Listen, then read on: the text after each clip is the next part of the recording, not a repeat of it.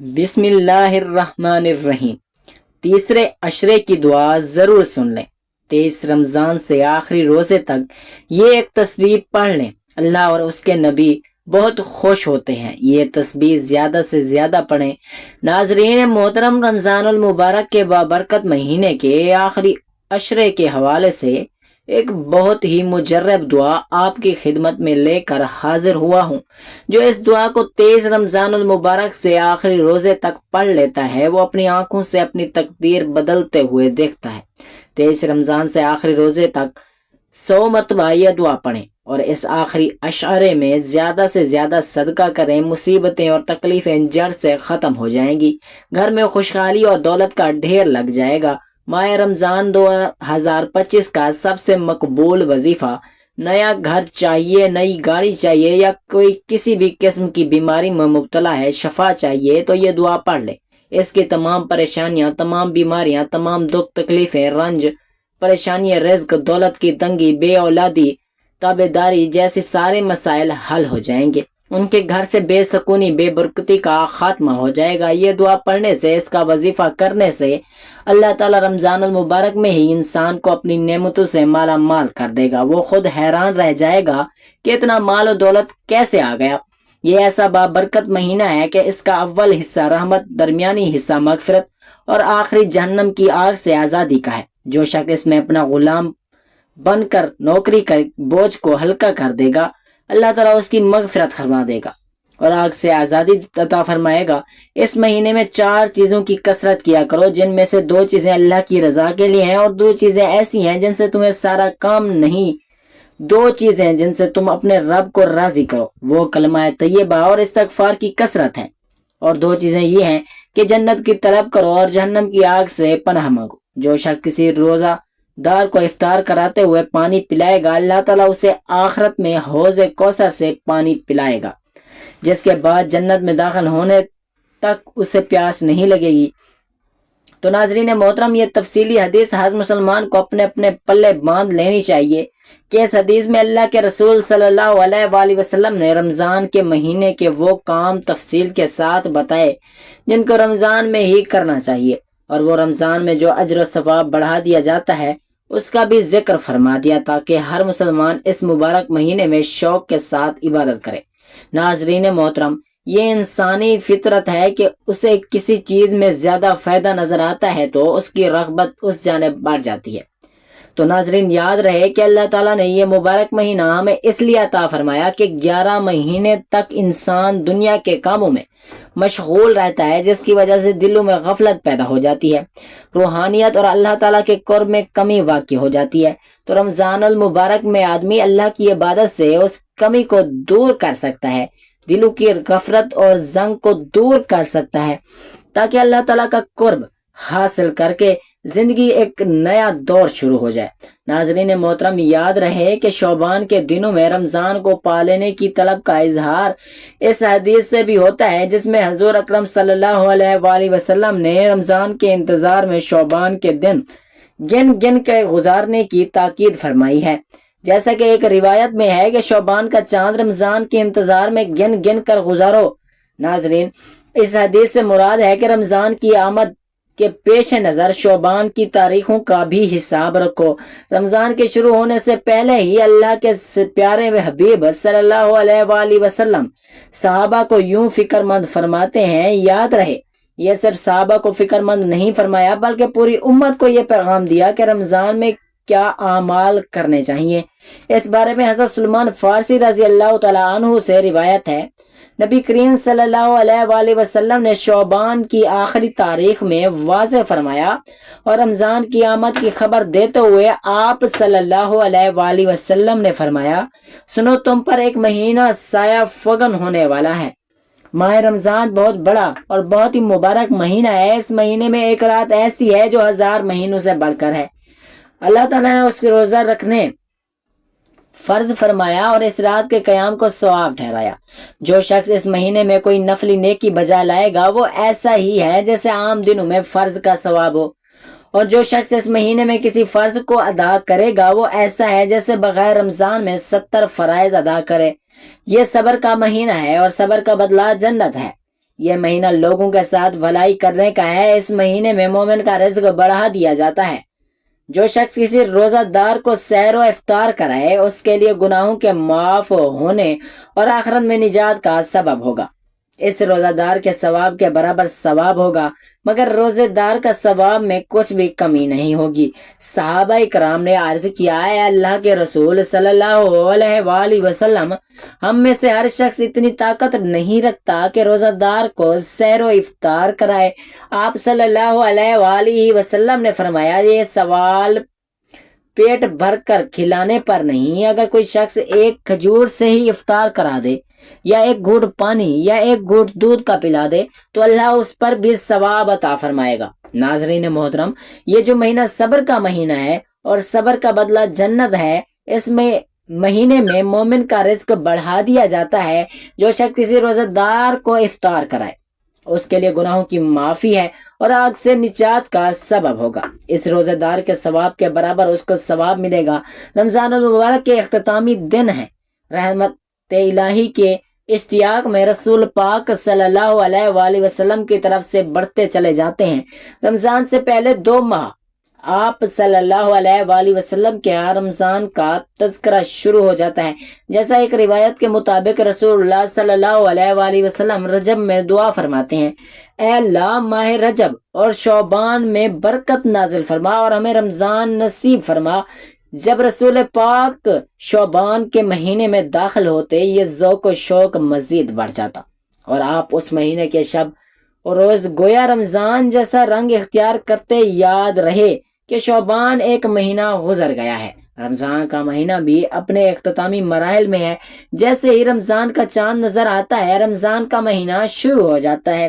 اس مہینے میں ہمارے پیارے آقا صلی اللہ علیہ وآلہ وسلم نے کون سے کام کرنے کی تاکید فرمائی ہے اور کس دعا کو پڑھنا چاہیے، اس کے حوالے سے آپ کو بتایا جا رہا ہے۔ اس کے لیے گزارش ہے کہ آپ ویڈیو کو لازمی دیکھیں، کیونکہ ہم آپ کو آج کی ویڈیو میں بتائیں گے کہ رمضان المبارک کے اختتامی دنوں کو کس طرح گزارتے ہوئے جہنم کی آگ سے نجات حاصل کی جائے، اور ساتھ میں آپ کو یہ بھی بتائیں گے کہ وہ کون سی مبارک دعا ہے جس کا آپ نے وظیفہ کرنا ہے، جس کی آپ نے تسبیح کرنی ہے، جس کی 23 رمضان المبارک سے آخری روزے تک تسبیح کرنے سے اللہ تعالیٰ اس انسان سے بہت خوش ہوتا ہے، اس کو رحمتوں برکتوں سے مالا مال کرنے کے ساتھ ساتھ اس کی مغفرت فرما دیتا ہے اور اس کو جہنم کی آگ سے نجات عطا فرماتا ہے۔ یہ عمل کرنے سے آپ کی ہر طرح کی تنگی بھی دور ہو جائے گی۔ تو رمضان المبارک کے آخری اشعرے اور دعا کی مکمل تفصیلات جاننے کے لیے گزارش ہے کہ ویڈیو کو کاٹ کر سکپ کر کے مت دیکھیے، کیونکہ یہ بڑی رحمتوں اور برکتوں والا مہینہ ہے۔ اگر ان وظائف کو آپ کاٹ کر یا سکپ کر کے دیکھا تو یہ موقع سال بعد آنا ہے، پھر پورا سال رہے گا۔ بہتر یہ ویڈیو کو آپ تسلی سے دیکھ کر ہر ایک بات کو ایک ایک نقطے کو سن سمجھ کر ہمارے بتائے گئے طریقے کے مطابق وظیفے پر عمل کیا جائے۔ ناظرین محترم، رمضان المبارک کو 3 اشروں میں تقسیم کیا گیا، جس میں پہلا اشرہ رحمت کہلاتا ہے۔ اس میں اللہ تعالیٰ کی بے پناہ رحمتیں اس ماہ مبارک کے آغاز میں امت مسلمہ پر نچھاور ہوتی ہیں، اور دوسرا اشرہ جو کہ مغفرت کا ہے، اور یہ مہینہ حضور پاک صلی اللہ علیہ وآلہ وسلم کی امت کے لیے خاص کیا گیا ہے، جس میں آپ صلی اللہ علیہ وآلہ وسلم کی امت کی بخشش کی جاتی ہے، ان کی مغفرت کی جاتی ہے۔ تو دوسرا اشرہ امت محمدیہ کی مغفرت کے لیے ہے کہ جس میں مغفرت کی دعائیں کی جاتی ہیں، اور تیسرا اشرہ جہنم کی آگ سے نجات کا اشرہ کہلاتا ہے۔ اللہ تعالیٰ اس اشرے میں روزانہ ہزاروں کی تعداد میں لوگوں کو جہنم کی آگ سے نجات دیتے ہیں، تو اس لیے تیسرا اشرہ نجات کا اشرہ ہے۔ اور یہ مبارک مہینہ نیکیوں، رحمتوں اور برکتوں کا مہینہ ہے، اور اس کا آخری اشرہ خصوصی فضیلت کا حامل ہوتا ہے۔ یہ اشرہ مغفرت اور جہنم سے نجات کا ذریعہ ہے، جس میں لیلۃ القدر جیسی بابرکت رات بھی آتی ہے۔ اس اشرے میں نبی کریم صلی اللہ علیہ وآلہ وسلم عبادت میں مزید اضافہ فرماتے تھے۔ اعتکاف بیٹھنے اور شب بیداری کرتے رمضان المبارک کے اس اشرے کی بھی ایک خاص اہمیت اور فضیلت ہے، کیونکہ اس میں ایک ایسی رات موجود ہے جو 1000 مہینوں سے بہتر ہے۔ جو بندہ اس رات کو پا لیتا ہے اور عبادت میں مشغول رہتا ہے، اللہ تعالیٰ کا اس بندے پر خاص کرم ہوتا ہے۔ اللہ تعالیٰ اس کے صغیرہ و کبیرہ گناہوں کو بخش دیتا ہے، اس کی مغفرت کر دیتا ہے، اس کو جہنم کی آگ سے نجات عطا فرما دیتا ہے۔ جب انسان اس دنیا میں اللہ تعالیٰ کی عبادت کر کے خود کو بخشوا لیتا ہے تو پھر اس کے لیے دنیا و آخرت کی ساری منزلیں آسان کر دی جاتی ہیں، اس کو قدم قدم پر کامیابی نصیب ہوتی ہے، دنیاوی اسباب کے حوالے سے اس کی ہر پریشانی دور کر دی جاتی ہے، اس کو آخرت میں بھی بہت زیادہ اجر و ثواب دیا جاتا ہے۔ رمضان المبارک کے آخری عشرے کی فضیلت اس وجہ سے بھی زیادہ ہے کہ اس عشرے میں قرآن مجید نازل ہوا، اور جس مبارک رات میں قرآن مجید نازل ہوا اس کی اہمیت اور فضیلت کے بارے میں قرآن مجید میں بھی ارشاد ہے، لیلۃ القدر یعنی یہ رات 1000 مہینوں سے بہتر ہے۔ اس رات میں عبادت، ذکر اور توبہ کرنے والے کے گناہ معاف کیے جاتے ہیں۔ اس رات میں نبی کریم صلی اللہ علیہ وآلہ وسلم عبادت میں اضافہ فرما دیتے۔ حضرت عائشہ رضی اللہ تعالیٰ عنہ فرماتی ہیں، جب رمضان کا آخری عشرہ آتا ہے تو نبی کریم صلی اللہ علیہ وآلہ وسلم راتوں کو جاگتے، اپنے گھر والوں کو بھی جگاتے اور عبادات میں مشغول ہو جاتے۔ نبی کریم صلی اللہ علیہ وآلہ وسلم رمضان کے آخری عشرے میں مسجد میں اعتکاف فرمایا کرتے تھے تاکہ اللہ کے قریب ہو سکیں اور دنیاوی مشغولات سے الگ ہو کر مکمل عبادت میں مصروف رہیں۔ یہ عشرہ گناہوں کی مغفرت کے حوالے سے بہت خاص ہے۔ اس عشرے میں اللہ تعالیٰ اپنے بندوں کو بخشش فرما دیتا ہے اور جہنم سے نجات دیتا ہے۔ یہی وجہ ہے کہ نبی کریم صلی اللہ علیہ وآلہ وسلم نے اس عشرے میں زیادہ سے زیادہ عبادت کرنے کی تلقین فرمائی۔ حضرت عائشہ رضی اللہ تعالیٰ عنہما نے نبی کریم صلی اللہ علیہ وآلہ وسلم سے دریافت کیا کہ اگر میں لیلۃ القدر کو پالوں تو کون سی دعا پڑھوں؟ نبی کریم صلی اللہ علیہ وآلہ وسلم نے فرمایا، اللہم انکا عفو وتحب العفو فاعف عنی۔ ترجمہ ہے، اللہ تو معاف کر، بے شک تو معاف کرنے کو پسند کرتا ہے، بس مجھے معاف فرما۔ یہ دعا اس عشرے میں کثرت سے پڑھنی چاہیے تاکہ اللہ تعالیٰ کی رحمت اور مغفرت حاصل ہو کر سکے۔ ناظرین محترم، اس عشرے میں نبی کریم کے بتائے ہوئے مختلف اذکار اور دعائیں پڑھنی چاہیے جو درج ذیل ہیں۔ نمبر 1، استغفار اور توبہ۔ رمضان کا آخری عشرہ مغفرت کا عشرہ ہے، اس لیے زیادہ سے زیادہ استغفار کرنا چاہیے۔ استغفر اللہ الذی لا الہ الا ہو الحی القیوم واتوب الیہ۔ میں اللہ سے بخشش مانگتا ہوں جو کہ واحد معبود ہے، ہمیشہ زندہ اور قائم ہے، اور میں اس کی طرف رجوع کرتا ہوں۔ نمبر 2، درود پاک۔ نبی کریم پر درود بھیجنا بہت بڑی نیکی ہے۔ اللہم صلی علی محمد وعلی آل محمد کما صلیت علی ابراہیم وعلی آل ابراہیم انکا حمید مجید۔ اللہم بارک علی محمد وعلی آل محمد کما بارکت علی ابراہیم وعلی آل ابراہیم انکا حمید مجید۔ نمبر 3، سورۃ القدر کی تلاوت۔ لیلۃ القدر کی فضیلت کرنے کے لیے سورۃ قدر کی کثرت سے تلاوت کرنی چاہیے۔ نمبر 4، تہجد اور نوافل۔ اس عشرے میں رات کے وقت تہجد اور نوافل ادا کرنا بہت فضیلت رکھتا ہے کیونکہ اللہ تعالیٰ تہجد گزاروں کو خصوصی رحمت عطا فرماتا ہے۔ نمبر 5، صدقہ و خیرات۔ آخری عشرے میں صدقہ و خیرات کرنا بہت بڑا اجر و ثواب ہے۔ نبی کریم خود بھی سخاوت میں بہت زیادہ اضافہ کرتے تھے۔ لیلۃ القدر کی رات کیسے گزاری جائے؟ لیلۃ القدر میں عبادات اور ذکر و اذکار زیادہ سے زیادہ کرنے چاہیے۔ ان عبادات اور ذکر و اذکار میں قرآن مجید کی تلاوت، استغفار، درود شریف کی کثرت، نوافل کی ادائیگی، خصوصاً تہجد، دعا مانگنا، وہ دعائیں جو نبی کریم نے سکھائی ہیں، صدقہ و خیرات کرنا، ذکر و اللہ کی حمد و ثنا میں مشغول رہنا، اور اس عشرے کی اس مبارک رات میں خصوصی اعمال کرنے چاہیے۔ ان میں اعتکاف بہت زیادہ اجر و ثواب کا حامل ہے، تو اگر ممکن ہو آخری عشرے کا اعتکاف ضروری کرنا چاہیے۔ راتوں کو جا کر عبادت کرنی چاہیے کیونکہ نبی کریم بھی آخری عشرے میں راتوں کو جا کر عبادت کیا کرتے تھے۔ صدقہ و خیرات میں حصہ لینا چاہیے۔ جو لوگ مالی طور پر مستحق ہیں انہیں اس عشرے میں زیادہ سے زیادہ صدقہ و خیرات میں حصہ لینا چاہیے۔ جتنا ممکن ہو سکے اس بابرکت عشرے میں قرآن مجید کی تلاوت کرنی چاہیے۔ اپنے اور پوری امت مسلمہ کی بھلائی मगफिरत और जन्नत उल फिरदौस की दुआ करनी चाहिए। अपने मरहूमीन के लिए दुआए मगफिरत करनी चाहिए, उनकी बख्शिश करवानी चाहिए, क्योंकि ये अशरा रमज़ान अल मुबारक का आखिरी अशरा है। बेपनाह बरकतों और रहमतों का ज़माना है। ये मगफिरत, बख्शिश और अल्लाह ताला की करबत हासिल करने का बेहतरीन मौका है। हमें चाहिए कि इस अशरे को गनीमत जान कर इबादत में मशगूल रहें, लैलतुल कद्र की तलाश करें, दुआ और जिक्र और अज़कार में बताए गए तरीके के साथ इजाफा करें और अल्लाह से बख्शिश तलब करें। अल्लाह ताला हमें इस अशरे की बरकतें नसीब फरमाए और हमारे तमाम गुनाहों को माफ़ फरमाए, आमीन। नाज़रीन मोहतरम, रमज़ानुल मुबारक के इस आखिरी अशरे में आपको ये दुआ पढ़ते रहना चाहिए। इससे आपकी मगफिरत हो जाएगी, आपकी गैबी मदद हो जाएगी, आपकी माली तंगदस्तियाँ, परेशानियाँ, तमाम मुसीबतें टल जाएंगी। इसके अलावा हमें अल्लाह का बहुत शुक्र अदा करना चाहिए, जिसने पहले हमें रजब का महीना अता किया, फिर शौबान का महीना दिया, फिर रमज़ान का महीना अता फरमाया। अगर आप रजब और शौबान में कोई वजीफ़ा नहीं कर सके और रमज़ान अल मुबारक के पहले 2 अशरों को भी लापरवाही से गुजार दिया और कोई अमल नहीं कर सके, तो तीसरे अशरे की ये दुआ लाजमी पढ़ लें। 23 रमज़ानुल मुबारक से आखिरी रोज़े तक इस दुआ का कसरत से विर्द करें। इसको पढ़ने वाले से अल्लाह ताला और उसके नबी पाक सल्लल्लाहु अलैहि वसल्लम बहुत खुश होते हैं। जिससे रब और उसका महबूब राजी हो जाए, खुश हो जाए, तो फिर उस इंसान की दुनिया और आखिरत दोनों संवर जाते हैं।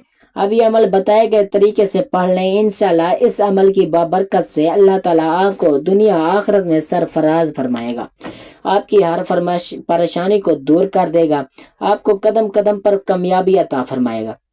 याद रहे कि रमज़ान का इंतज़ार हर मोमिन मुसलमान को होता है और इस महीने में अल्लाह रब्बुल इज़्ज़त रिज़्क़ को बढ़ा देता है। ये मुशाहिदा है कि आम दिनों में हमारे दस्तरखान पर कितनी चीज़ें नहीं होती जितनी कि रमज़ान के महीने में सैर व इफ्तार के वक्त मौजूद होती हैं। इसकी वजह यही है कि इस महीने में अल्लाह रब्बुल इज़्ज़त ने बहुत ज़्यादा बरकत रख दी है और इस महीने में नेकियों का सवाब भी बढ़ा दिया जाता है और गुनाह भी कम हो जाते हैं। गुनाहगार इंसान भी नेकी के जानिब दौड़ के जाते हैं और बुराई का रास्ता छोड़ देते हैं।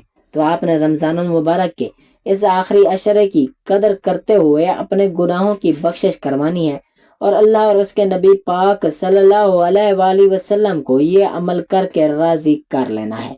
ये ऐसा बाबरकत अमल है कि इसकी ताकत का अंदाज़ा आपको खुद ही हो जाएगा। जो बंदा ये अमल करता है वो इतना फैज़ पाता है कि उसके तमाम मसाइल हल हो जाते हैं। तो नाज़रीन मोहतरम, वक्त की नज़ाकत को मद्देनज़र रखते हुए आपको अमल का मुकम्मल तरीका कार बताता हूँ कि आपने 23 रमज़ानुल मुबारक से आखिरी रोज़े तक यानी अशरा निजात में जो दुआ जिक्र करनी है वो किस तरह पढ़नी है, ये तस्बीह किस तरह पढ़नी है। आपने इस अमल को करने के लिए कोई वक्त और जगह मुकर्रर कर लेनी है और उस वक्त आपने सबसे पहले नबी करीम सल्लल्लाहु अलैहि वसल्लम की ज़ात अक़दस पर दरूद पाक का नजराना पेश करना है। एक बार सवाब के लिए मेरे साथ भी दरूद पाक पढ़ लें। अल्लाहुम्मा सल्ली अला मुहम्मद व अला आलि मुहम्मद कमा सल्लैता अला इब्राहीम व अला आलि इब्राहीम इन्नका हमीदुम मजीद। अल्लाहुम्मा बारिक अला मुहम्मद व अला आलि मुहम्मद कमा बारकता अला इब्राहीम व अला आलि इब्राहीम इन्नका हमीदुम मजीद। नाज़रीन मोहतरम, दरूद पाक पढ़ने के बाद आपने तीसरे अशरे की दुआ अल्लाहुम्मा इन्नका उफ़्वुन तुहिब्बु उफ़्वा फ़अफ़ु अन्नी, तर्जमा है अल्लाह तू माफ़ करने वाला है, माफ़ करने को पसंद करता है, बस मुझे माफ़ फरमा। इसको कसरत से पढ़ना है, जितनी आपकी तौफीक ताकत। आपने तीसरे अशरे में इसको ज़्यादा से ज़्यादा पढ़ना है और इसके अलावा आप जितना चाहें पढ़ लें, लेकिन जब ये अमल करने के लिए बैठें तो इस दुआ को आपने कम से कम 100 मरतबा पढ़ना है। यानी ये मुकम्मल तस्बीह आपने इस दुआ की पढ़नी है और इसके बाद एक तस्बीह आप लोगों ने या रज़्ज़ाक़ अल्लाहु समद या रज़्ज़ाक़, इसकी मुकम्मल तस्बीह पढ़नी है। इसके बाद इतना ही दरूद पाक पढ़ना है जितना आपने वजीफ़ा शुरू करने से पहले पढ़ा था। नाज़रीन मोहतरम, इस तरह आपका यह अमल मुकम्मल हो जाएगा। तो मेरा आप सब के लिए यही पैगाम है कि रमज़ान में अपनी बख्शिश करवा लें, अपने मरहूमीन के लिए दुआ करें, उनकी बख्शिश की दुआएं करें और अपनी दुनिया और आखिरत के लिए अल्लाह ताला से दुआ मांगें। अपने हक़ में फ़ैसला करवाने के लिए अल्लाह ताला से दुआ मांगें اور 23 رمضان المبارک سے آخری روزے تک کثرت کے ساتھ یہ دعا پڑھتے رہیں۔ وظیفے کا وقت مقرر ہو تو بتائے گئے طریقے کے مطابق وظیفہ کریں، اور وظیفہ کرنے کے بعد جتنا بھی چاہیں اس دعا کو پڑھ سکتے ہیں، اس کا ورد کر سکتے ہیں۔ 23 رمضان سے آخری روزے تک زیادہ سے زیادہ اس دعا کو پڑھ کر اللہ تعالیٰ اور اس کے نبی پاک صلی اللہ علیہ وآلہ وسلم کو خوش کر سکتے ہیں اور اپنی بخشش کروا سکتے ہیں۔ دعا ہے کہ اللہ تعالیٰ ہم سب کو رمضان المبارک کے اس آخری عشرے میں تسبیحات، عبادت، ذکر و اذکار، لیلۃ القدر میں قیام کرنے کی طاقت اور توفیق عطا فرمائے۔ ہم سب کو نماز پنجگانہ باجماعت ادا کرنے کی توفیق عطا فرمائے۔ ہمارا خاتمہ ایمان پر فرمائے۔ آمین ثم آمین یا رب العالمین۔